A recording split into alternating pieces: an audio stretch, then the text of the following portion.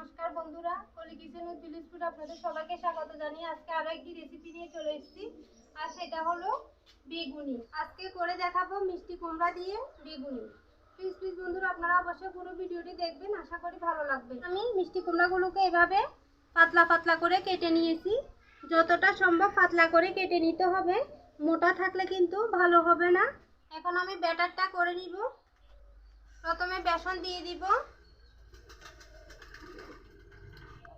তারপর দিব চালের গুঁড়া। যতটুকু বেসন তার অর্ধেক চালের গুঁড়া দিলে হবে।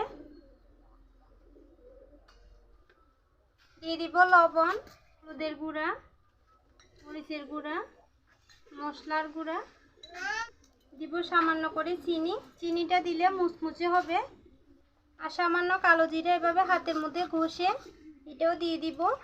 আপনারা থাকলে দিবেন, না থাকলে দেওয়ার দরকার নেই। অল্প অল্প জল দিয়ে ব্যাটারটা করে নিব।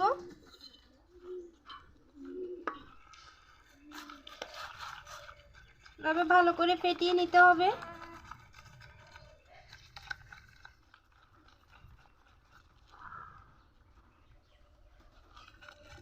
আর একটু জল লাগবে।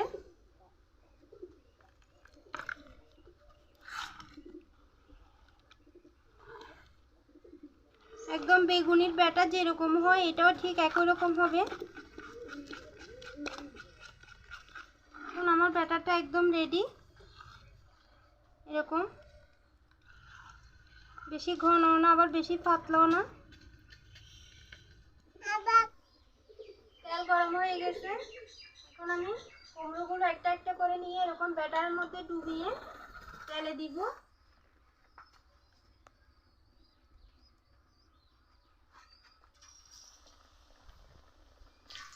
এভাবে একটু একটু তেল উপরে এভাবে ছিটিয়ে দিতে হবে, তাহলে খুব সহজে ফুলে যাবে।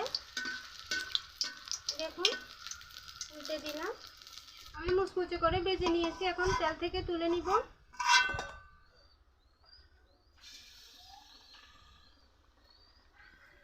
প্রথমবার একটা দিয়েছিলাম, এখন দুটো দুটো করে দিয়ে দিব।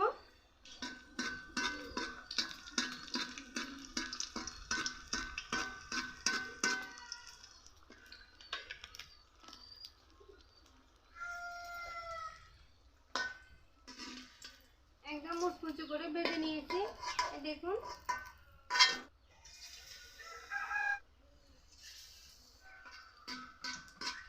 এইভাবে সবগুলো কুমড়ো আমি ভেজে নিব।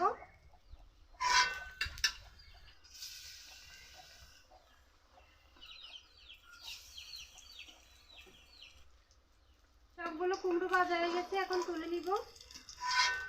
এখন বন্ধুরা আমি সবগুলো মিষ্টি কুমড়া বেগুনি একদম ফুলকো ফুলকো মুচমুচে করে ভেজে নিয়েছি। দেখুন সবগুলো কিন্তু খুব সুন্দর ফুলেছে। আর একটা ভেঙে দেখাচ্ছি, দেখুন কুমড়োটা একদম ভালো করে সিদ্ধ হয়ে গেছে। তো বন্ধুরা আমার মতো আপনারা এইভাবে বাড়িতে মিষ্টি কুমড়ার বেগুনি করে খাবেন, খুব ভালো লাগে খেতে। আর এটার সাথে যদি পাতলা মসুরের ডাল থাকে গরম ভাতে, তাহলে আর কিছুই লাগবে না। তো আমার রেসিপি আপনাদের কাছে কেমন লেগেছে কমেন্টে জানাবেন। যদি ভালো লেগে থাকে তাহলে ভিডিওতে একটি লাইক দিবেন, চ্যানেলটি সাবস্ক্রাইব করে আমার পাশে থাকবেন। আর পাশে থাকা বেল আইকনে অবশ্যই ক্লিক করে দিবেন, যাতে আমি কোনো ভিডিও দেওয়ার সাথে সাথে আপনাদের কাছে পৌঁছে যায়। আজকে এ পর্যন্ত। সবাই ভালো থাকবেন, সুস্থ থাকবেন আর সাবধানে থাকবেন। দেখা হবে অন্যদিন নতুন কোনো রেসিপি নিয়ে।